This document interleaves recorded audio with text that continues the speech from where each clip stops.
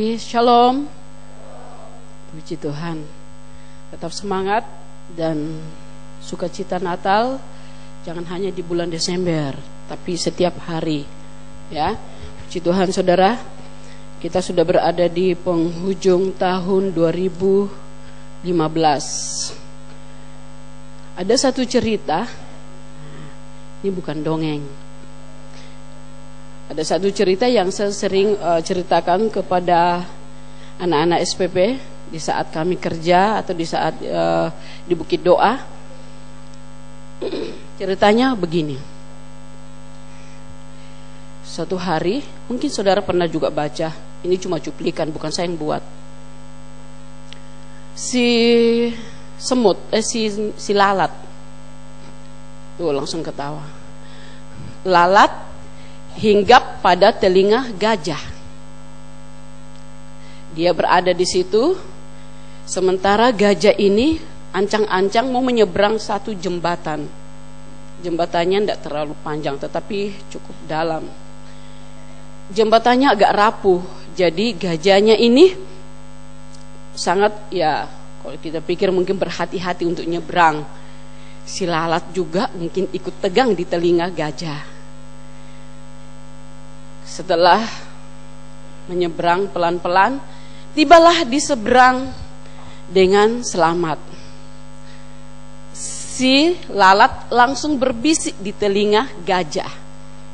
Jah, kita memang hebat ya. Saudara enggak ngerti?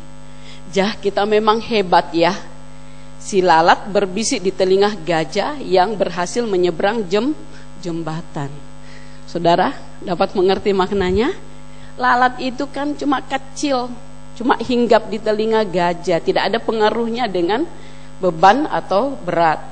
Yang hebat itu kalau secara cerita itu adalah gajah, tapi si lalat ikut merasa hebat. Saudara, dari Januari sampai Desember kita telah menjalani hari-hari kita bersama dengan Tuhan. Amin. Kalau di luar Tuhan saya tidak tahu. Ya, sehingga pada saat ini kita boleh berada dengan segala cerita. Pasti ketika di Komsel atau ketika mungkin nanti di malam tahun baru akan ada banyak kesaksian yang kita akan dengarkan ataupun yang akan saudara rindu untuk ungkapkan. Tetapi mungkin tidak terlalu sebebas atau mungkin sebanyak seperti ketika diadakan di tempat ini. Jadi tidak terlalu hanya dibatasi untuk 10 orang. Tetapi silakan saudara yang masih mau membagikan pengalaman bisa ditulisan juga, karena itu juga akan dibagi-bagikan kepada yang lain seperti yang lalu-lalu. Ya, supaya saudara, kesaksian saudara, pengalaman iman saudara bisa menjadi berkat bagi yang lain. Di dalam Wahyu dikatakan si jahat atau iblis dapat dikalahkan oleh darah anak domba dan kesaksian kita. Jadi saudara, silakan membagi-bagikan kesaksian saudara, apa yang saudara sudah alami bersama Tuhan. Kalau yang saudara alami sendiri, ya mungkin ujung-ujungnya saya sendiri, tetapi kemudian ternyata ada gajah atau ada Tuhan yang hebat yang menyertai saya. Saudara yang saya kasih dalam Yesus Kristus, saya ingin membagikan satu hal yang harus kita perhatikan dengan baik secara pribadi. Juga kita tahu bahwa ini adalah sesuatu hal yang tidak bisa diganti dengan kegiatan lain atau acara lain atau apapun. Dan saya dari sepanjang bulan ini sudah merenungkan hal ini untuk saya bisa bagi-bagikan, yaitu temanya sebenarnya adalah rahasia doa, tetapi saya tertarik dengan kata Tuhan, saya, dan doa. Ini adalah suatu hal yang lahir dari pergumulan iman saya sebagai hamba Tuhan yang juga menangani yang namanya departemen doa. Dan ketika mengevaluasi dan juga mulai memperhatikan situasi dan keadaan dan juga zaman ini dan juga keadaan setiap orang-orang percaya, saya memiliki suatu rasa tanggung jawab untuk bisa memotivasi atau mengingatkan saudara untuk memperhatikan hal ini. Bukan yang lain diabaikan, tetapi hal ini perlu kita taruh perhatian secara pribadi di dalam kehidupan kita. Sekali lagi saudara, kita perlu memiliki suatu persiapan untuk menjalani atau mempersiapkan rencana-rencana kita. Ada satu buku lalu yang mungkin saudara sudah baca, dituliskan di dalam judulnya itu digerakkan oleh tujuan.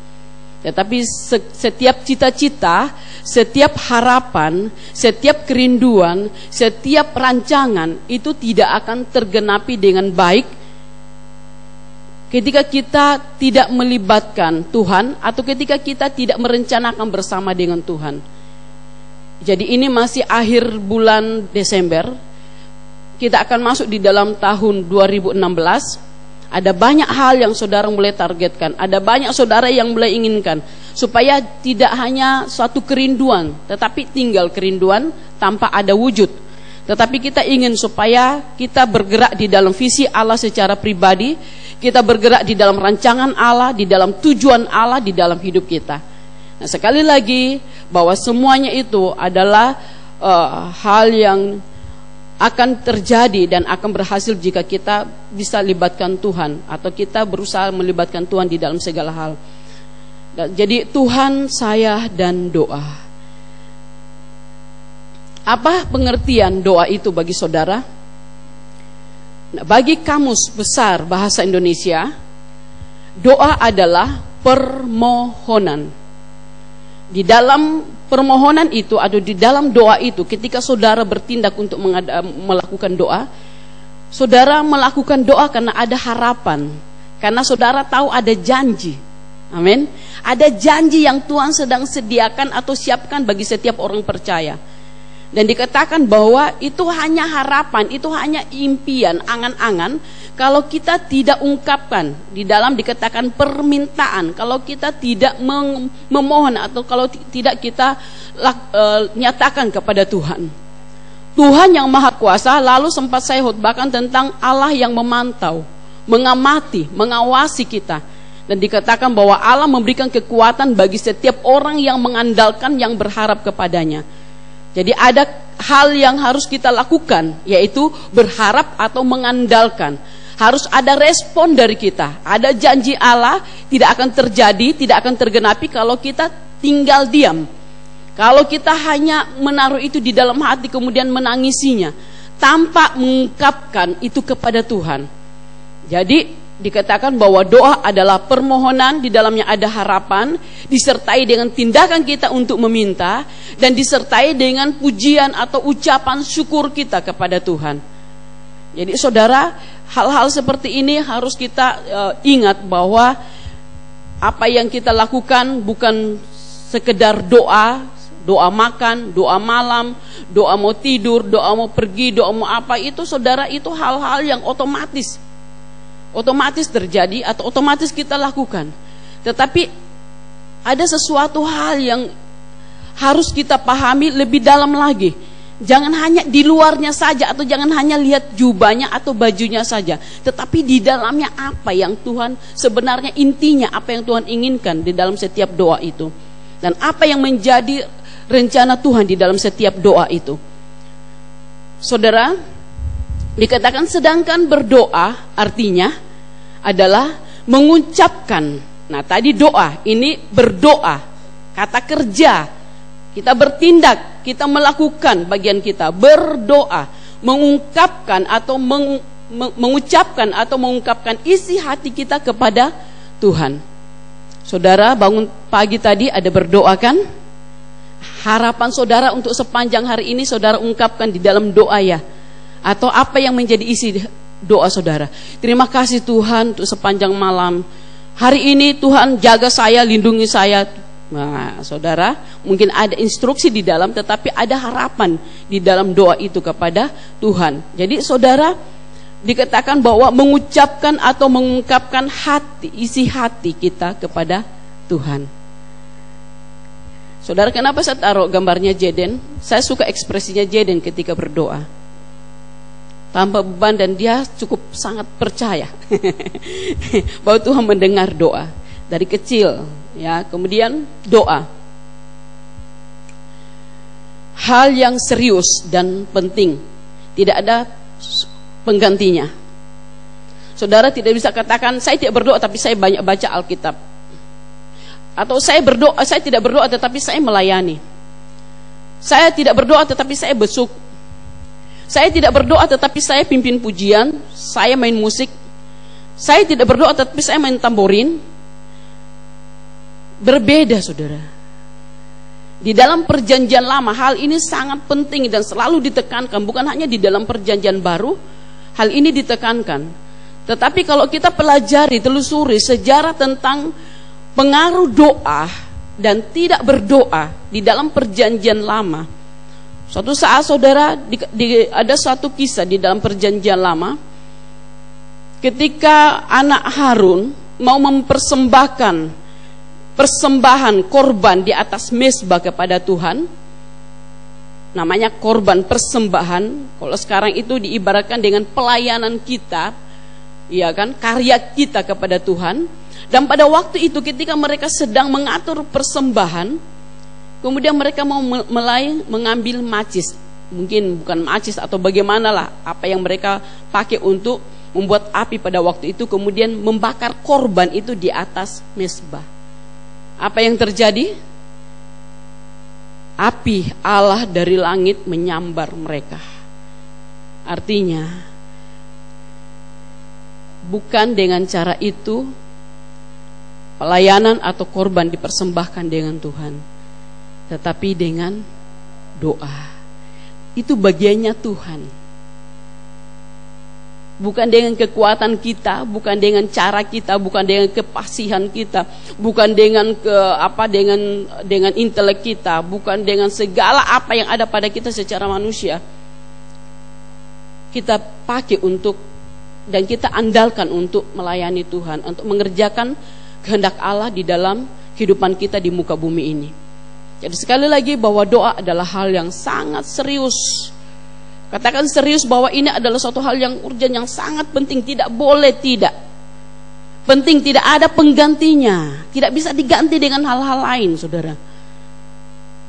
Dan sebenarnya gampang dilakukan. Kenapa? Karena tidak pakai ongkos, iya kan? Dan dimanapun. Tetapi saudara,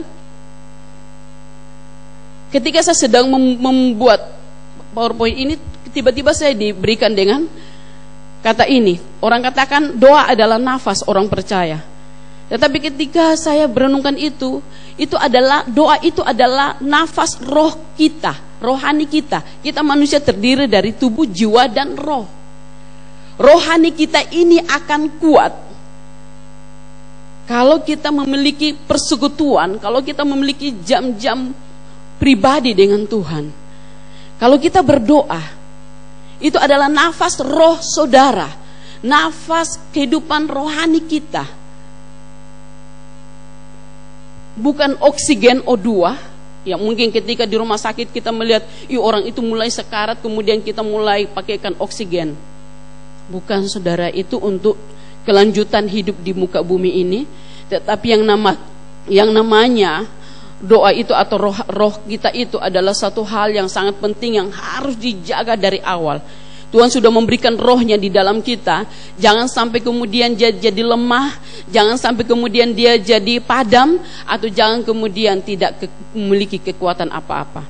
Tapi mari saudara, kita jaga nafas roh kita atau kehidupan doa kita. Dan pagi ini kita akan membahas sedikit di dalam Lukas pasal 18. Saudara membawa Alkitab, silakan membukanya.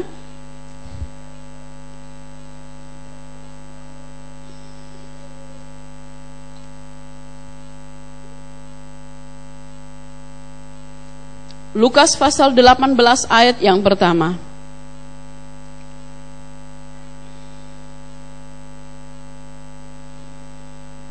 Sudah kita baca bersama-sama, 1, 2, 3. Yesus mengatakan suatu perumpamaan kepada mereka untuk menegaskan bahwa mereka harus selalu berdoa dengan tidak jemu-jemu. Itu yang dikatakan, mengapa dikatakan hal yang serius, penting. Dikatakan bahwa Yesus menegaskan bahwa mereka harus selalu berdoa dengan tidak jemu-jemu, artinya tidak boleh berhenti, tidak boleh ada rasa malas, tidak boleh ada satu cara lain yang menggantikan persekutuan kita ini dengan Tuhan. Jadi kalau dapat secara garis besarnya dikatakan bahwa berdoa itu ditegaskan oleh Yesus. Yang menegaskannya adalah Yesus, sampai dia memberikan satu perumpamaan, sampai dia memberikan satu satu perumpamaan tentang hakim yang lalin dan kemudian dengan janda itu. Nah, dikatakan bahwa masa saya Bapamu, Tuhanmu yang sudah memberikan jaminan, yang mengasihimu. Tadi lagu-lagunya saudara bagus ya, sangat terkonfirmasi. Dan dikatakan tentang Bapa yang mengasihi anak-anaknya. Dan ini saudara, Tuhan memberikan satu hal yang harus kita perhatikan pada pagi ini bagi kita. Dikatakan bahwa ditegaskan. Ditegaskan. Kalau saudara memberikan satu perintah kepada orang, bukan hanya dengan nada biasa, sudah pergi, tidak apa-apa, tidak juga tidak. Tapi ini adalah satu perintah yang harus kamu lakukan. Jadi intonasi suaranya juga akan berubah. Diharuskan, diperintahkan. Di dalam Mazmur saudara ada banyak. Ketika saya mencari kata doa di dalam perjanjian lama dan perjanjian baru, banyak sekali saudara. Saya mau hitung semua kitab itu, semua memuat tentang doa. Dari orang yang melakukan hal-hal yang hebat-hebat di dalam Alkitab, selalu yang menjadi kegiatan rutinnya itu adalah doa. Dikatakan bahwa ditegaskan, diharuskan dan diperintahkan oleh Tuhan. Tuhan berkata, carilah Tuhan dan kekuatannya. Dimandatkan dan diajarkan bagi Bapak Ibu. Dimandatkan bagi orang-orang yang ada di sekitar kita, bagi jiwa-jiwa yang saudara layani, bagi anak cucu saudara. Diajarkan. Seperti Yesus mengajarkan murid-muridnya untuk berdoa. Ajarlah kami Tuhan. Maka Yesus mulai mengajar mereka. Jadi bukan hal yang biasa-biasa. Bukan kegiatan yang tidak ada gunanya saudara. Karena dikatakan ditegaskan, diharuskan, tidak ada pertimbangan atau tidak ada hal lain yang bisa menggantikannya. Sekali lagi, tidak boleh tidak, tetapi ini adalah harus, sampai di dalam diperintahkan. Carilah Tuhan. Carilah Tuhan selama ia berkenan ditemui. Berserulah kepadanya selama ia dekat. Karena ada batas-batas waktu Tuhan bisa dijumpai. Ada saatnya Tuhan tidak bisa kita jumpai. Nah, saudara, kapan waktunya? Masih di dalam penjelasan di dalam Lukas 18 tadi dikatakan selalu berdoa. Sudah ditegaskan, diperintahkan, diharuskan untuk apa? Selalu berdoa. Senantiasa, hampir sama, tetapi ini kitab-kitab yang berbeda terjemahan. Tidak jemu-jemu, tidak putus asa. Terjemahan sehari-hari, tidak putus asa. Sekali berdoa, kemudiannya sudah puas, selesai. Saya sudah berdoa untuk masa depan saya. Kapan itu? Dulu waktu saya baru mulai sekolah. Ya, tidak cukup saudara. Saya sudah berdoa untuk anak saya. Kapan itu? Dulu waktu dia lahir. Ya kan? Tidak akan mungkin begitu. Saya sudah berdoa untuk pekerjaan saya. Kapan? Ketika saya mulai bekerja, saya berdoa. Jadi tapi dikatakan selalu berdoa, senantiasa, tidak jemu-jemu, jangan bosan, tidak bosan-bosan, tidak putus asa. Berdoalah setiap waktu. Wajib berdoa senantiasa dengan tiada putus harap. Bagaimana lagi saya harus menggambarkan kepada saudara, atau bagaimana lagi Tuhan memberikan kita gambaran dari berbagai terjemahan, dan juga saudara dengan di tempat-tempat yang lain ini selalu diulang-ulang, selalu berdoa, senantiasa, tidak jemu-jemu, berdoa dengan tidak putus asa, atau berdoalah setiap waktu, di mana saja berdoa, ya kan? Wajib berdoa senantiasa dengan tiada putus harap. Artinya hubungan kita dengan Tuhan itu tidak boleh putus, seperti ada tali terus yang terus menerus mengikat kita dengan Tuhan, mengikat terus kita, di mana kita berada, tali itu terus tersambung dengan Tuhan. Saudara ingat di dalam Yohanes 15, Yesus berkata, akulah pokok anggur yang benar. Ranting-ranting itu mendapatkan makanan dari pokoknya. Tuhan berkata, di luar aku kamu tidak dapat berbuat apa-apa. Dan selain itu saudara, 1 detik saja, apalagi yang namanya hitungan jam itu, waktu itu, yang paling rendah sedikit saja kita pisah dengan Tuhan, itu adalah satu celah bagi si jahat untuk mengambil keuntungan. Itu adalah satu kesempatan bagi si jahat untuk mengambil keuntungan dari hidup kita. Itu soalnya saya katakan bahwa itu doa itu bagikan satu tali yang mengikat terus, jangan putus, jangan renggang, jangan kendor ikatannya, tapi diperkuat. Karena ada selalu, senantiasa, tidak jemu-jemu. Saudara bagaimana saudara mungkin berpikir dengan kamar doa? Bukan saudara yang dimaksud dengan berdoa itu tidak hanya bersangkutan dengan kamar doa.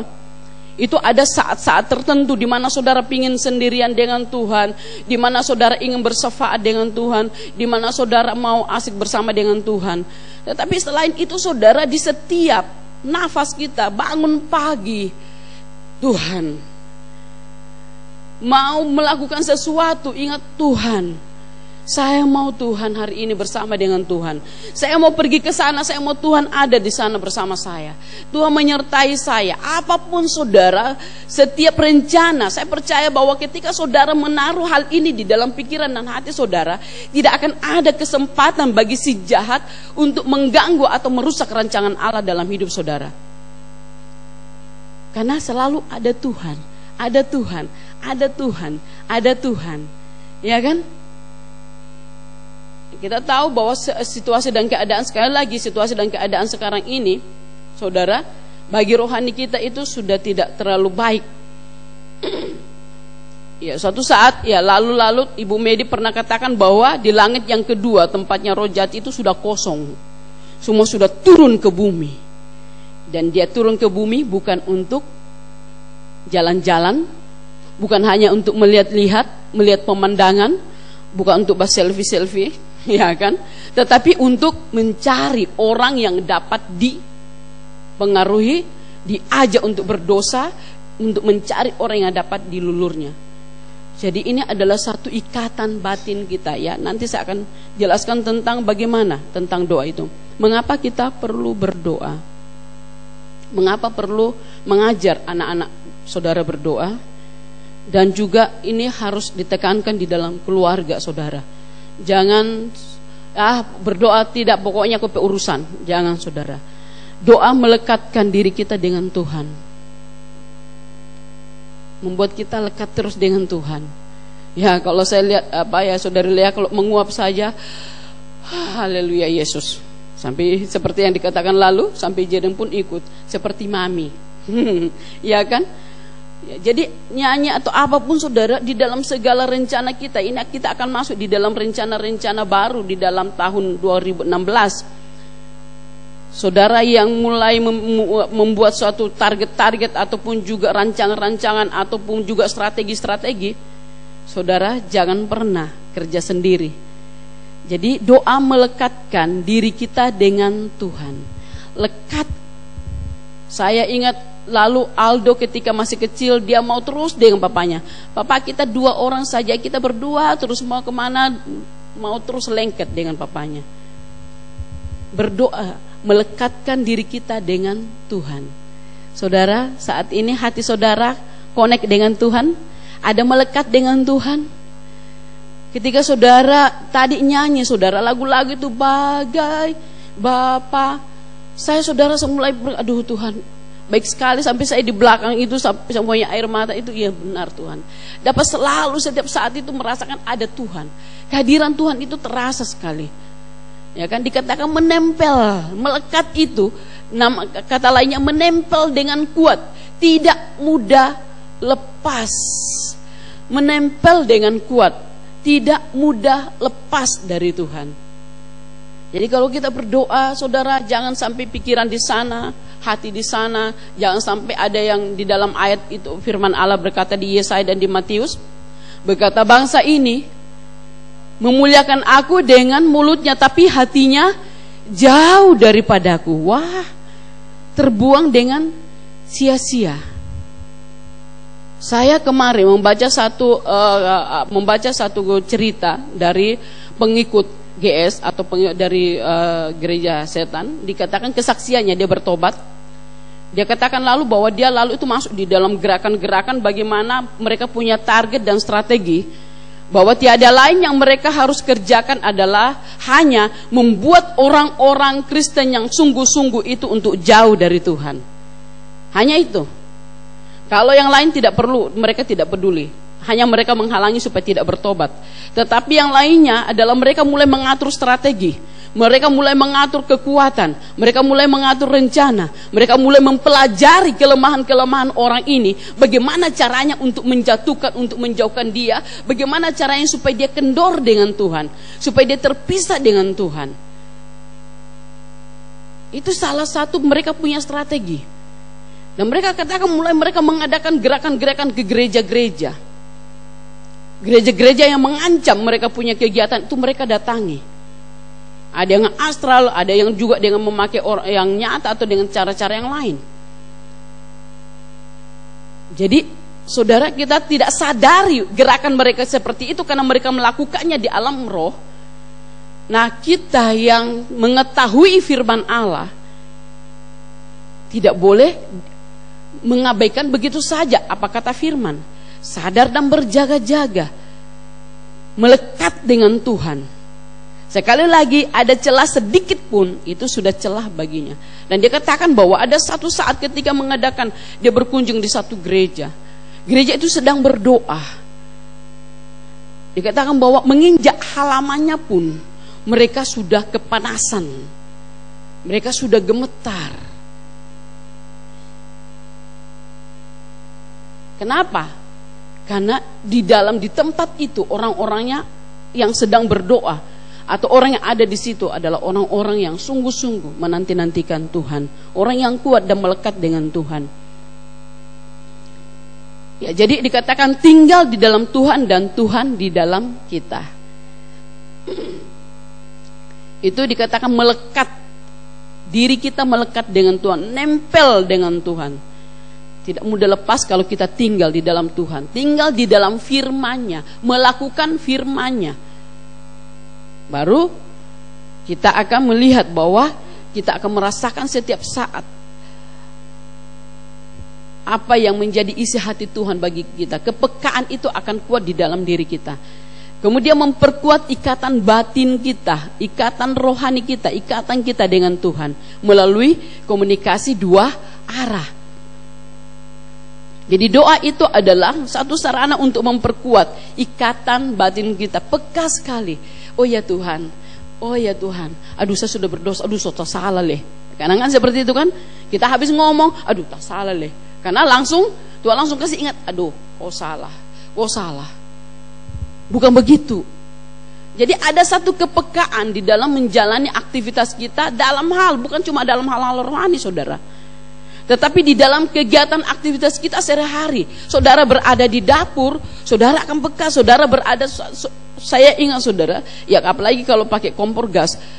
Saya berapa kali karena saya pikir kerja ini, biasanya hari Senin itu kita hari off kan.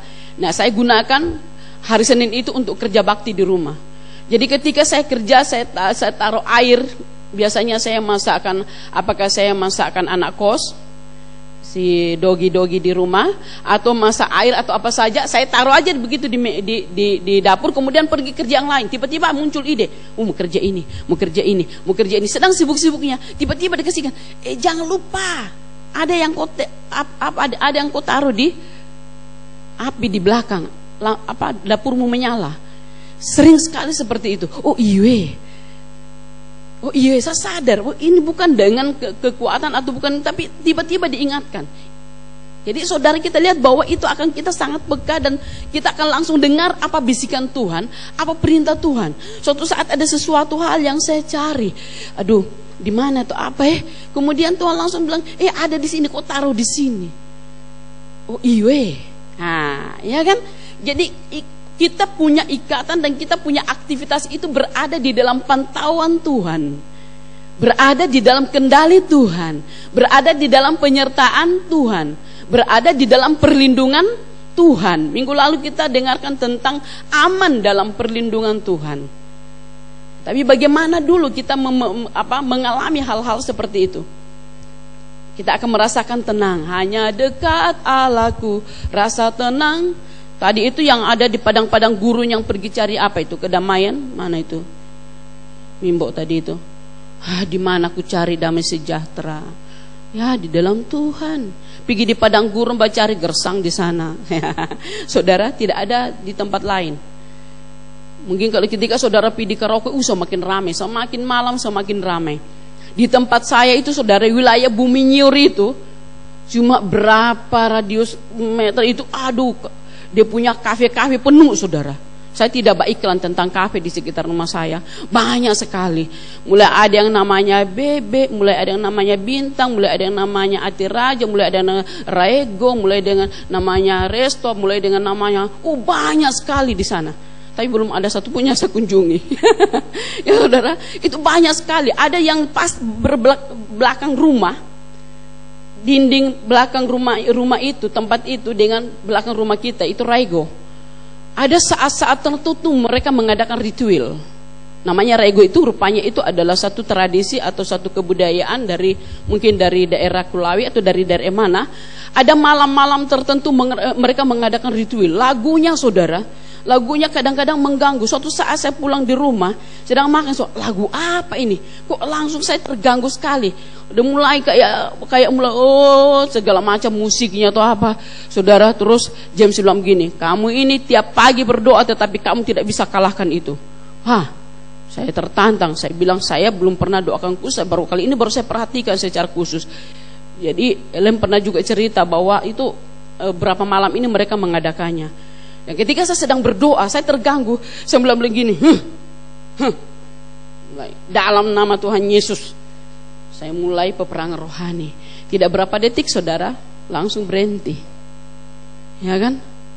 Tapi saudara, kita lihat bahwa itu mungkin kita tidak terlibat di dalamnya, tetapi pengaruhnya. Ketika saudara naik angkot, sampai di angkot mereka sedang putar itu Terajana, ya kan? Iya kan? Mereka putar-putar seperti saudara, lama-lama saudara hafal, itu berarti sudah transfer. Seperti saya tahu di Terajana itu karena sudah transfer kata-katanya sama saya. Terajana, ya kan? Itu transfer saudara. Mulai tak ikut-ikut, mulai goyang-goyang. Lama-lama saudara pertama, lagu apa itu tidak bagus, ya kan? Diputar 2 kali, bagus juga, nah, kan? 3 kali mulai goyang-goyang kaki, nah, mulai dengarkan kata-katanya, ya itulah cara, itu strategi saudara. Bagaimana supaya kita mulai tercemar. Demikian juga dengan tontonan saudara, jadi dijaga. Jadi kita minta supaya selalu berada di dalam kepekaan. Kalau hal itu mengganggu rohani kita, jangan pelototi di situ. Bagus, dipergerakan, begini. Bagus sekali sinetron ini. Saudara jangan haga terus, ya kan? Kasih tinggal, ganti dengan channel lain. Ganti di TVRI, banyak sekali pelajaran di situ tentang berkebun lah. Ya kan? Kok di orang kota kok diajak berkebun. Ya, tetapi saudara kita lihat bahwa akan ada satu kepekaan yang Tuhan taruhkan. Ada sesuatu yang terjadi atau apa langsung kita peka. namanya itu ikatan batin dengan Tuhan, itu apa yang ada di dalam hatinya Tuhan. Ketika Tuhan sedang senang, ya kita akan rasakan. Ketika kita sedang memuji Tuhan, kita rasa sukacita, karena itu Tuhan berarti sedang bersukacita. Ketika kita habis melakukan sesuatu, kok hati kita tidak tenang, oh berarti itu adalah satu alarm, ada sesuatu yang kurang, ya kan? Seperti tadi bilang, saya sudah melayani, tetapi di mana damai sejahtera itu? Semua saya sudah lakukan, ya, atau itu iklan tadi. Jadi saudara, itu juga biasanya dikatakan, ya contohnya itu biasanya antar suami istri. Komunikasi itu membuat hubungan semakin ya bagus komunikasinya. Kemudian antar orang tua dengan anak, antar sahabat.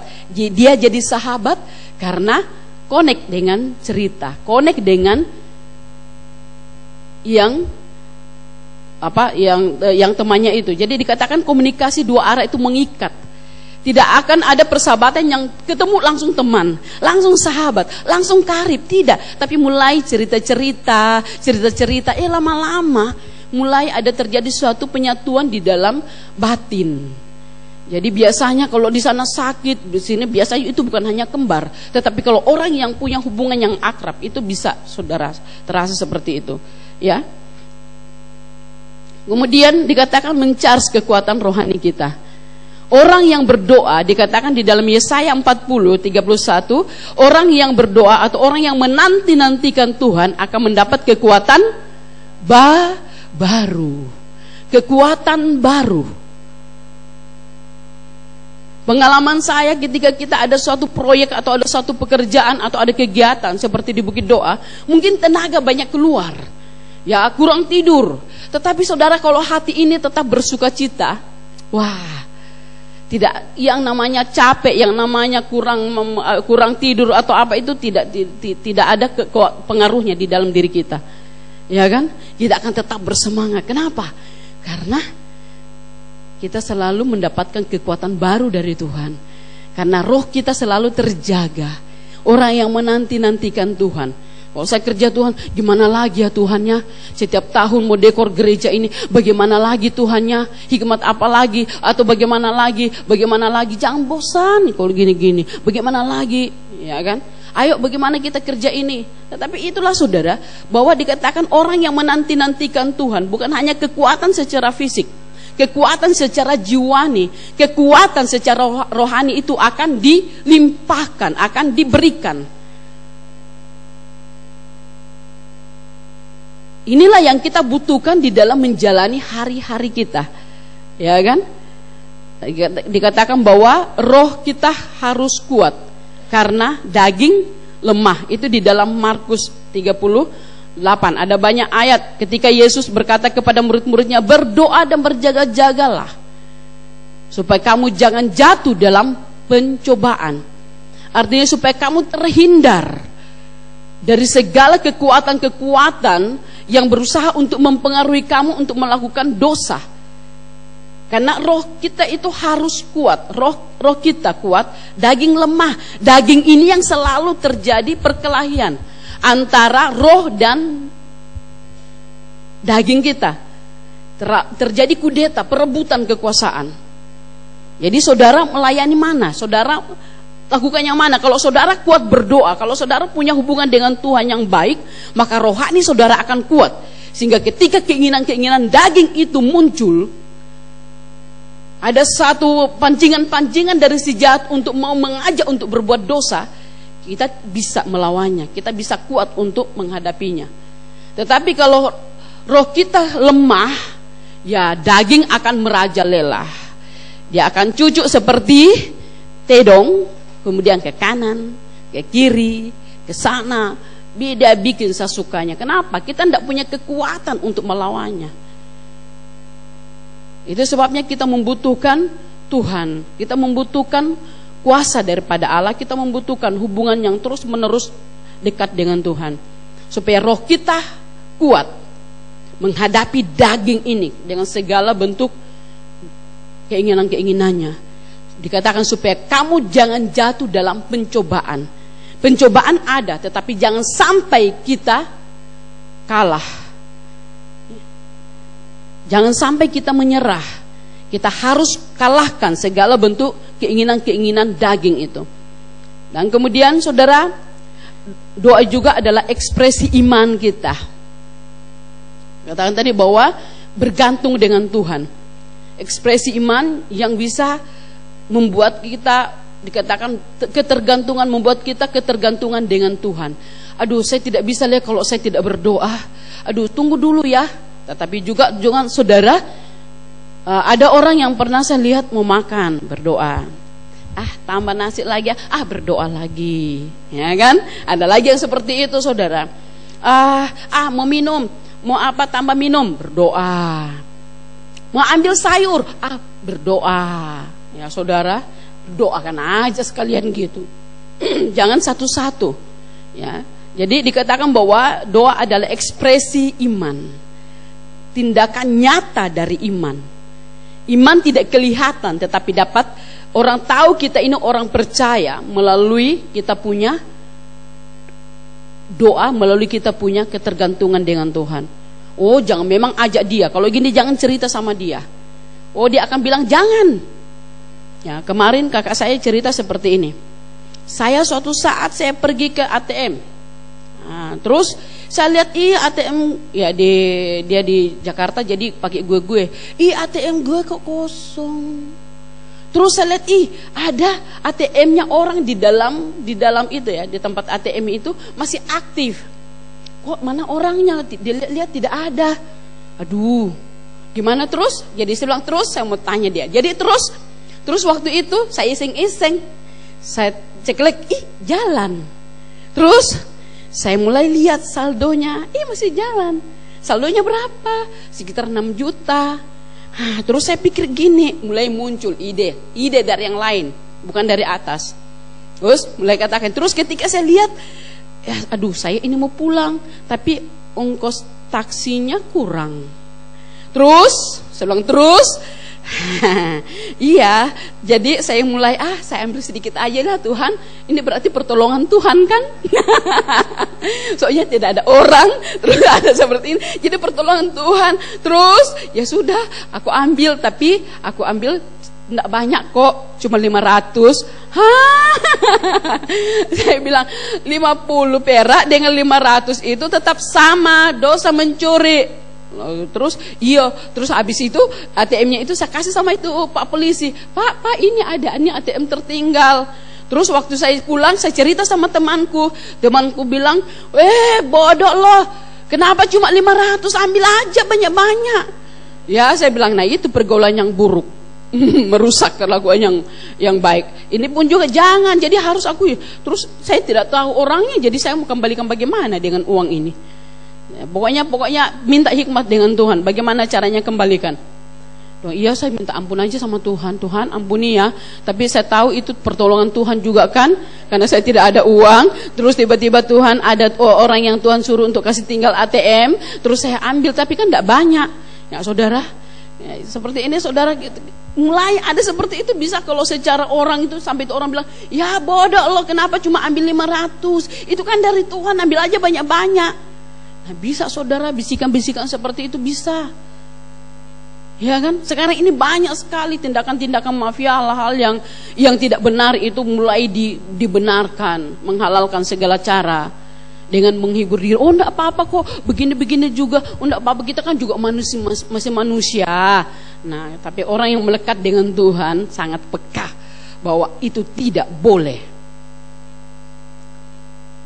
Akal dan logika manusia ada batasnya, jadi kita perlu berdoa. Mulai ini dikatakan bahwa kasihilah Tuhan dengan segenap akal budimu, tetapi kita lihat bahwa dengan doa kita akan memiliki satu hikmat bagaimana cara menyelesaikan sesuatu hal dan masalah-masalah yang terjadi.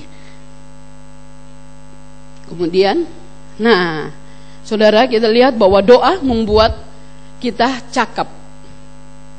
Cakap artinya kuat, mampu untuk menghadapi masalah, kuat menanggung masalah. Saya sangat tertarik dengan kisah Ayub, dan dikatakan bahwa dia tidak diciptakan lain dengan manusia-manusia lain.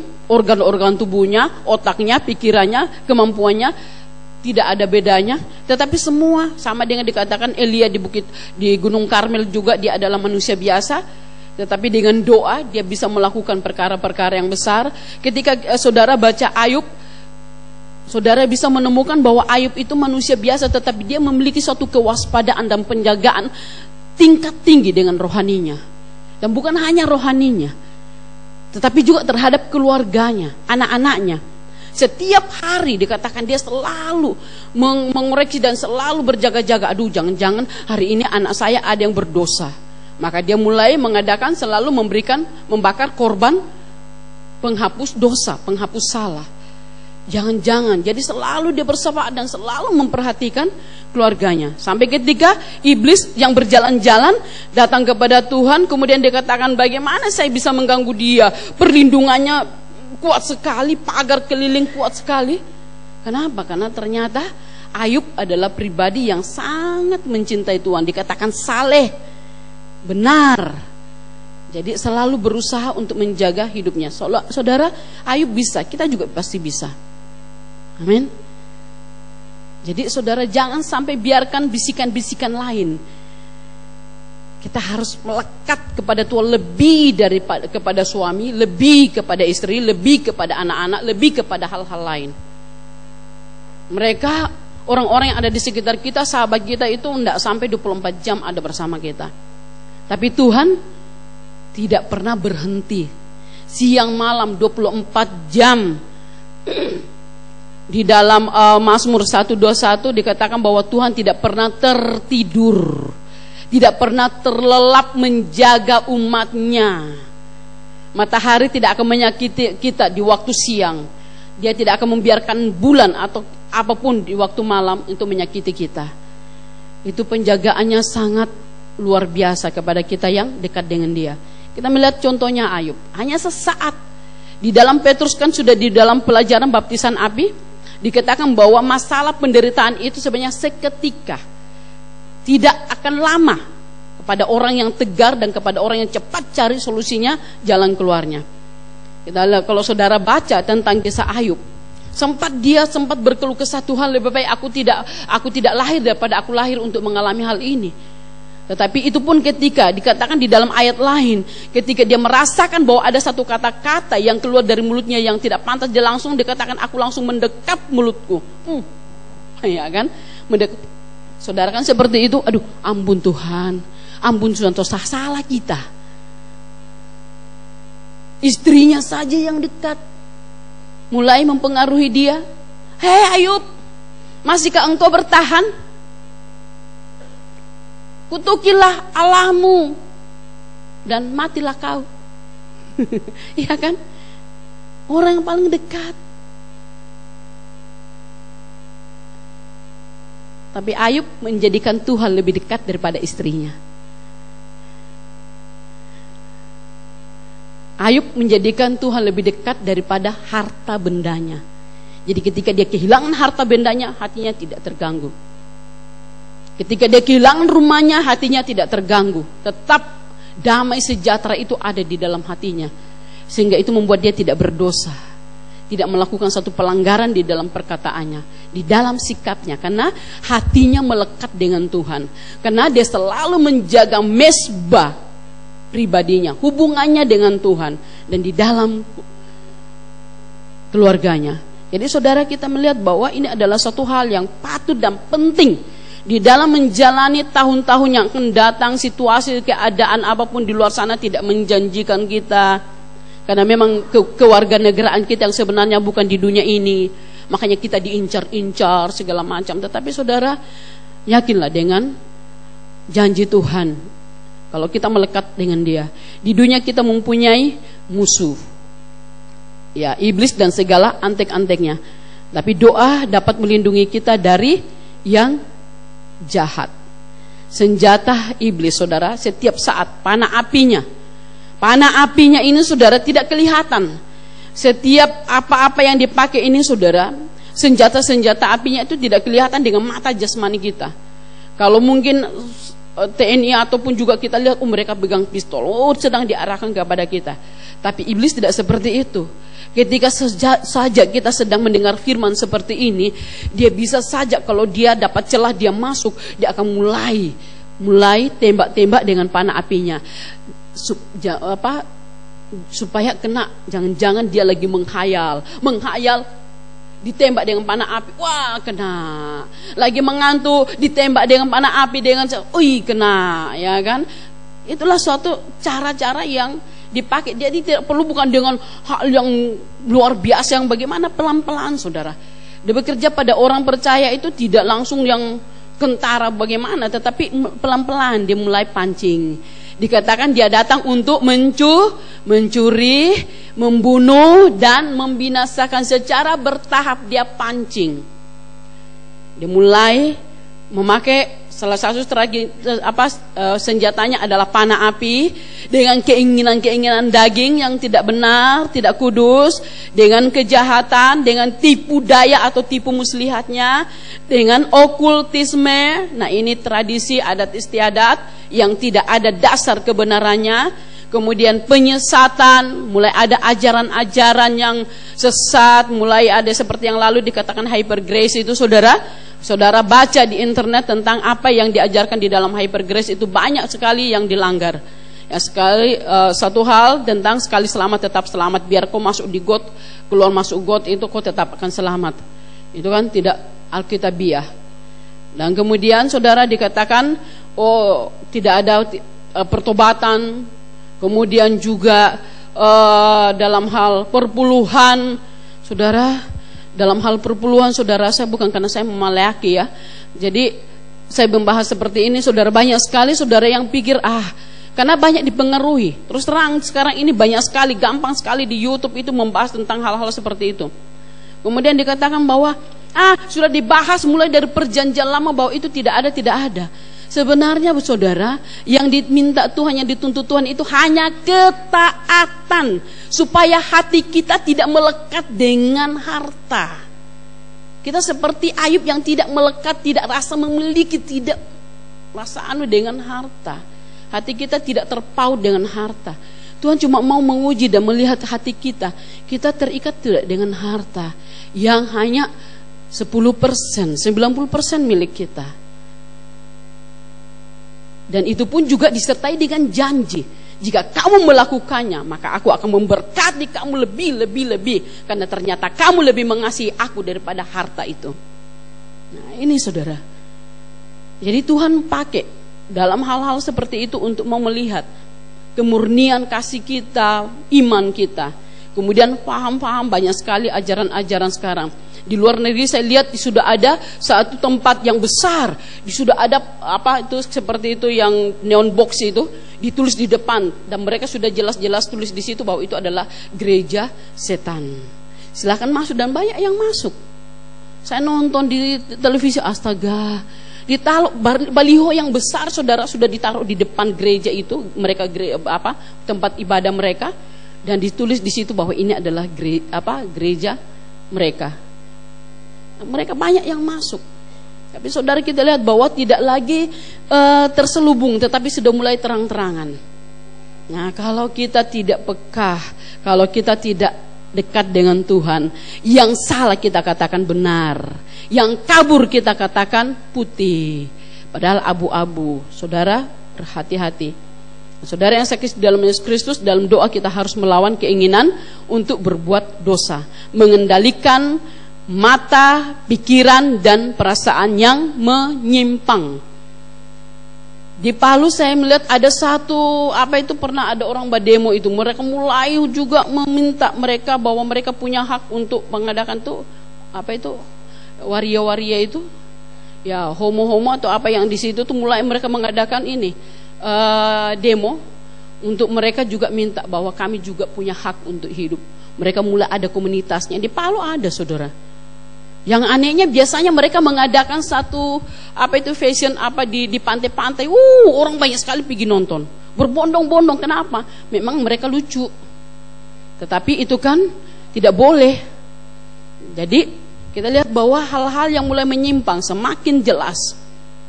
Jadi kita harus mengendalikan mata kita, pikiran, dan perasaan kita supaya tetap fokus dengan Tuhan, dengan firman Tuhan. Nah, saudara jangan sampai anggap biasa si istrinya siapa ini, Potifar. Ada banyak persinahan, perselingkuhan, ada banyak TTM, ada banyak hal-hal yang menyimpang-menyimpang. Mungkin tidak di Facebook itu banyak orang, atau mungkin juga di BBM, atau mungkin ada di tempat-tempat lain, ya kan? Ya, saudara, ini bukan berita yang baru, tetapi sangat jelas. Nah, kalau ini mungkin dikisahkan dan sangat jelas, tetapi ada yang mulai dikatakan perasaan yang menyimpang. Hati-hati. Roh dengan tegas mengatakan bahwa di hari-hari terakhir si jahat meningkatkan serangannya terhadap orang beriman supaya murtad.